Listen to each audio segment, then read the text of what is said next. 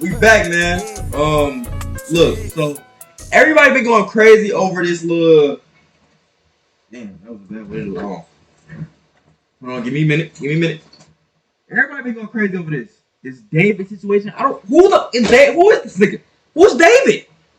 Everybody been going crazy over this dude and stuff like that, man. It's a big situation or some shit like that. Nigga, like a grown man dating a 13-year-old or some. I don't know, some weird. You feel me? But it been everywhere. I don't know who this is, but we finna just tap in and see what's talking about. So y'all get like a real raw perspective from a guy that doesn't even know what's going on. So man, let's see what Flacco talking about. Let's see what they talking about, man. Okay. People are finally addressing the big elephant in the room when it comes to this David and Celeste murder investigation, and that's Celeste's parents, Celeste's family. See, Nancy Grace went scorched earth on Celeste's family earlier today. And then the private investigator, Steve Fisher, did an interview with Jadion where he sort of revealed some sketchy things involving Celeste's family as well. What are you saying, Dave Mack? What are you saying till we find out what the next step is going to be? The next step is an indictment. That's the next step. The long dead body of this little girl found in D4vd David Anthony Burke's Tesla, found one day after she would have turned 15. She was just 13 years old in the 7th grade when her family reported her missing. She was with D4vd, and after that, they never said another word. Nothing. Where have they been all this time? Why are we the only ones banging the drum, demanding justice? Brian Fitzgibbons, this is very odd behavior on the parents' part. Never issuing a public plea, never thanking the LAPD for finding their girl, never demanding justice. I'd be laying on the front steps of the courthouse screaming for justice. Nothing. Radio silent. And now an indictment is set to go down, and they're what? What? Where are they? They sucking dick? No, just bro, come on now, dog. Comprehensible, the fact that there hasn't been a large outcry from her family. This nigga fair name point, lame but as also shit. unfair. Now, grief come in different ways. People grieve in different ways. I'm personally not at the stage yet where I have enough information to where I'm ready to go complete scorched earth on the family, but they did make some fair points. When Celeste's body was first discovered, the mom gave a statement to the police, and the mom says that she had a boyfriend named David. So that would show they was aware of the relationship with Celeste and David. Now, were they aware how old David was? Were they aware? The mom used the term boyfriend. I'm using the term victim. Celeste was David's victim, right? David was Celeste's perpetrator. So I don't consider this a relationship, right? She was groomed. But if if the family knew David's age and they knew that Celeste was involved in a relationship with David, lock all of them up. Lock them all up. We've seen this exact same play with R. Kelly. Damn. Moms and parents were bringing their underage kids to R. Kelly and allowing R. Kelly to be with them because they wanted to benefit financially from it. So if this is what went on, lock up all of them and arrest them all. But we don't know that. We don't know the full details yet. So we have to reserve our judgment. Now, Steve Fisher spoke on the family, and I'll be real, Steve Fisher said a lot without fully getting to where he wanted to go.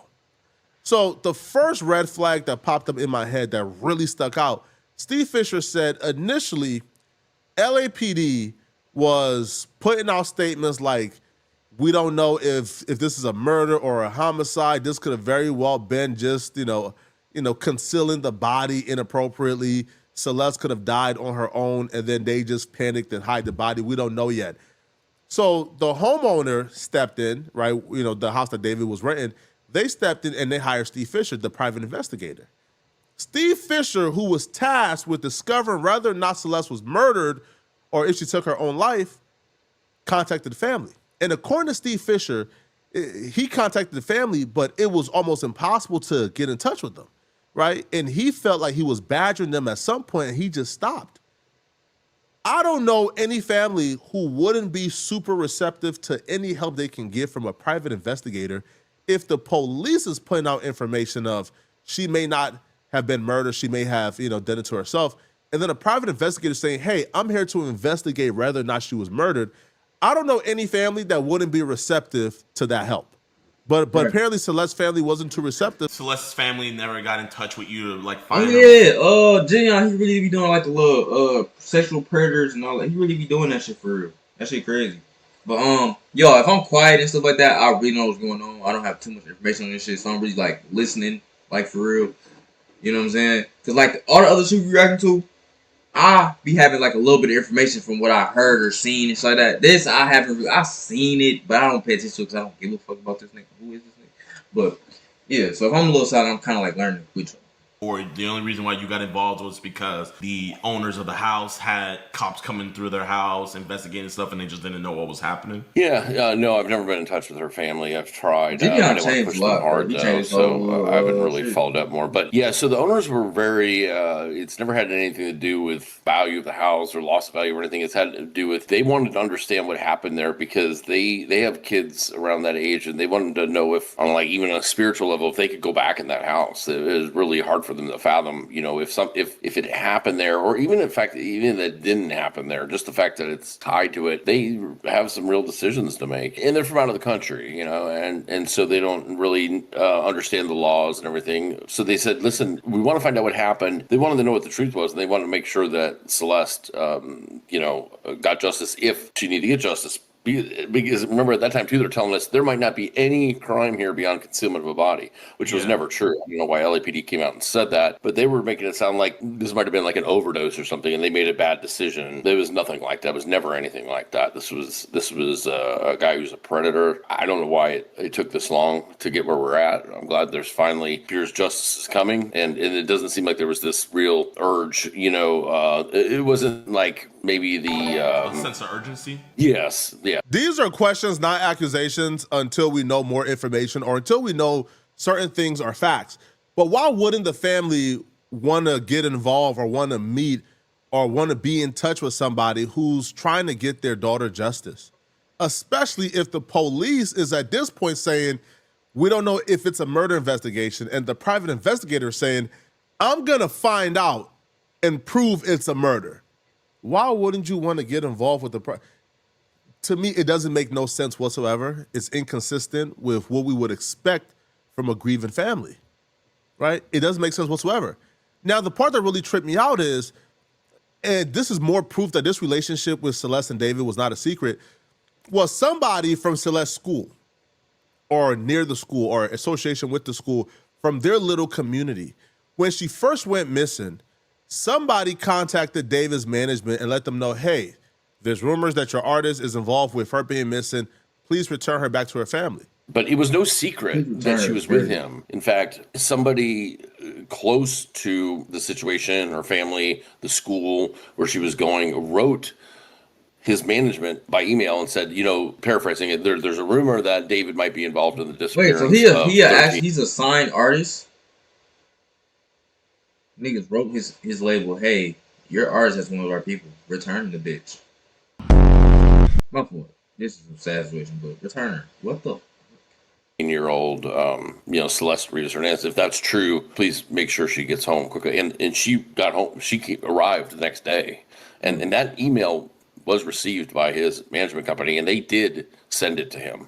I have proof of that. He was aware of it. So then she arrives back home, but then she runs away again. He was grooming her. He's a predator. This is not the only girl he was involved with. It was underage. When Celeste ran away on Valentine's Day, she showed up in the area. Oh, this is the exact same day that they're actually taking possession of the new house that they rented, my client's house. Yes, sir. Of course, my client doesn't. My client thinks it's Josh Marshall, his manager, but they take possession of it. So on that day, he's got Celeste runs away that day, and she's at the old house, the one where they did that live stream, delete everything, and he's got another minor at the new house, 1.5 miles away, and I've got pictures of that. So this is my thing. I don't understand. This is why I don't understand. I don't understand when it be grown men be going after little girls. Like, bro, she not even developed.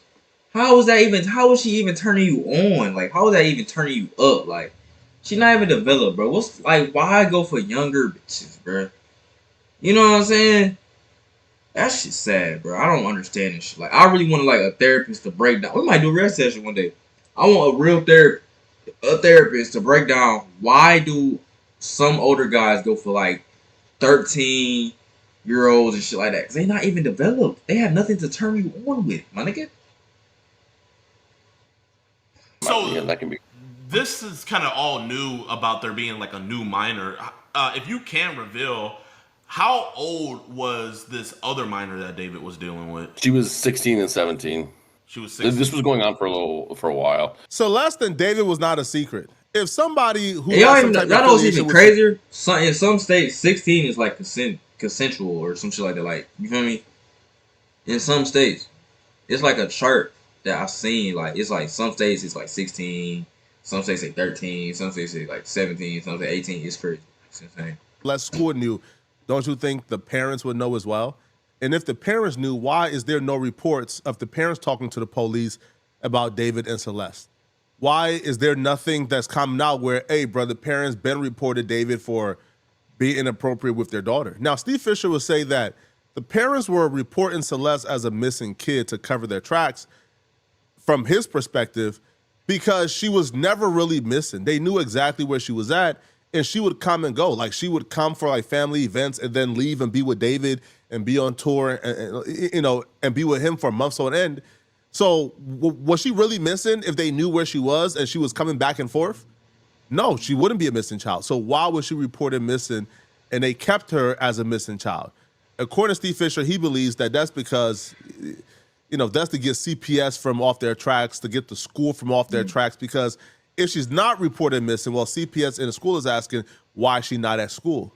Why is she not present? Why haven't we heard from her, right? And that would have started more issues. To the timeline, so I didn't know this. So it was January 2025 when that last shit happened, or 2024? Well, she'd been gone well over a year when this was going down. I believe that live stream was 2024, January 2024. Then she starts. Then in February, is when the it's crazy how shit can happen. Getting into around Valentine's Day, she runs away start getting publicized. It's a year. You know what I'm saying? It's shit well like over a year that she's gone before. 3 years later. We now know that this happened, according to prosecutors, in April of 2025. So she's gone a very long time. And that's been the whole thing, is piecing this together. Where exactly was she? Because we didn't really have evidence that. We had evidence that she had been to the house, but not that she was living at the house. And David would travel a lot for concerts or whatever, and nobody would stay there. So we're like, where was she in all this time? And then we find out that she wasn't truly a runaway. That's the part that's upsetting to me too, is that her family knew where she was, and she'd shown up for her cousin's high school graduation. She showed up at a family event. There's a video out there of her arguing with the next door neighbors in the apartment complex next to her house, all while she's supposedly a missing person. And so it's all very frustrating. There's a lot of things, a lot of failures around her. And I understand she's probably a handful. I get that. But the thing is, she's a kid. That's part of being a parent. She needed direction. She needed a direction in life. And it's not okay. They knew who he was. And it's just, I don't care how rich he is. I don't care how famous he's becoming. I don't care he's living in a mansion and he can afford to support her. It's not okay. Make no mistake about it. If that's true, they should 100% be in the next cell next to David. We see this with R. Kelly, but just like R. Kelly, the parents are never held accountable if this is true, right? With R. Kelly, R. Kelly got arrested. The women came out and they said, oh, my mom dropped me off to R. Kelly. My mom was the one who arranged this. The parents never got picked up, right? Because the police don't usually go after parents, because usually the parents are a crucial part of the investigation. In this situation, it's just hard for me to imagine that this little girl was missing for a year plus, and if she was with David for a year plus and the police never got involved, the police never went to David, and the mom knew her quote unquote boyfriend was David, and they never told the police, hey, she's at David, go ahead and get her. But as we've seen, she was going back and forth. We got the video of her arguing with her neighbors, and that was like months after she was reported missing. So Steve Fisher is telling the truth, and in regards to they seen her go back and forth after she was reported missing. But if they intentionally reported her missing, so the police and the school system and CPS can get off of their tail for her not being at school and doing certain. Man, we got to start having some tougher conversations here, man. Listen, I agree. The parents need to be held accountable. I was just about to ask that because one thing about the parents is, usually they don't always have to say something, you know what I mean? The family has to grieve, but I feel like this is one of those cases where the only statement I know that's out there is that the mother just said that she had a boyfriend named David. That's the only statement from the family that I've ever heard that is verified from them. So my question was going to be do you think the family is as quiet as they are because they knew who David was and they knew who she was going to, and you don't really see too much of an intervention between them? I mean, yes, I have proof that family members have been to that rental house before, have been with David and Celeste. Wait, her family has been to his house? Yeah, so they know family members. I have. Listen, one of the first things I put down in this case was a build. We know that David and Celeste were at Six Flags on a certain date, and we found a Build-A-Bear certificate from the Build-A-Bear place in Six Flags in her cousin's name at the house. So it's wait a minute. So she wasn't really missing. You want to know, in my opinion, what the missing persons report was about? It was to cover their ass so CPS didn't come in and say, "Hey, she's not going to school. What's up?" If she's a missing person, you say she's not going to the school because she's a missing person. Then you don't have CPS in your life at that moment. And I sympathize. I guarantee. I know that they are. I know that they're grieving. I know they lost a daughter. But goddamn, she shouldn't have been allowed to be. She was gone a year and a half, man. A year and a half. Somebody should have said, maybe we shouldn't be letting Celeste live her own life like this. I don't care how much money he has, how famous he is. Maybe in some cultures they don't think that's that huge of an age gap. I don't care. That these are the laws that you've agreed to live under, and she's 4. She was not 15 like it says. I'm gonna keep it 100 right now. I'm damn near lost, and I don't give a about this, bruh. Let me react to it. My fault. Her death certificate. She turned 15 the day before she was found in the Tesla. She'd been in that Tesla a long time. She was 13 and 14 years old when this was happening. Grown family members are showing up to David's mansion where Celeste be at. They're well aware this grown man with a mansion is hanging out with a 13-year-old. They're sick individuals. They think it's normal, and they're hanging out, and they're not saying nothing. David is pulling up with his Tesla at Celeste's crib to pick her up, and they know this. Yo, fam, if a dude, first off, you don't even gotta know the age. If a dude who is driving a Tesla is pulling up to pick up your 13-year-old daughter, you know what you do? You call the police. Okay. But yet we'll be the bad people for asking. This don't sound right.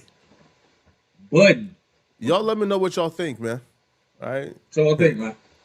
Do y'all think that this might be a R. Kelly situation? Absolutely. Where the family,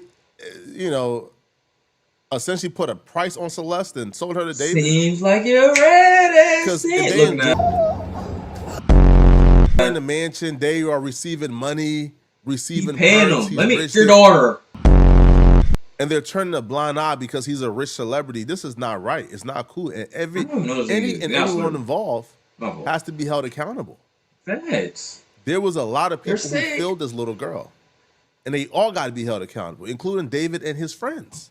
His friends. So let me know what y'all think about this, all right? And if you're all right, man. Look, this is what I think about this shit. Was he being R. Kelly? Yes. Is R. Kelly his fucking idol? Absolutely. He just took a page out of his notebook. Seems like you're ready. You to shut the fuck up and don't say a motherfucker. Let me chill. Bernardo, yeah, bro. Whoever this David guy is, I don't know who he is. He's a fucking sick guy. He's fucking nasty. He's disgusting. And yeah, if you're the parents and you seeing a grown man with a Tesla, you gotta be 18 to drive. Never mind, you don't be 18. But you putting up with Tesla, dude, picking up your 13-year-old daughter in 7th grade. The fuck?